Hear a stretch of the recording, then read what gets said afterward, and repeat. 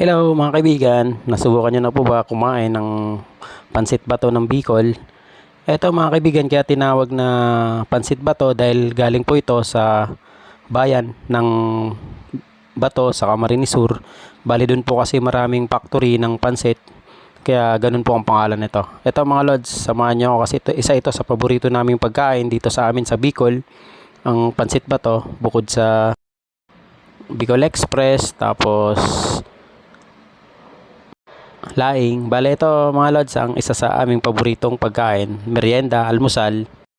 Sa halagang 50 pesos mga lods, ito special na po to pansit. Bali ang laman po niya baka, tapos may itlog, may chicharon at iba pa pong sangkap dito mga lods na talaga namang nagpapasarap sa aming pansit bato.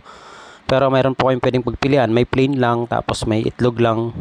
Pero syempre subukan natin yung aming pinagmamalaking special mga lods.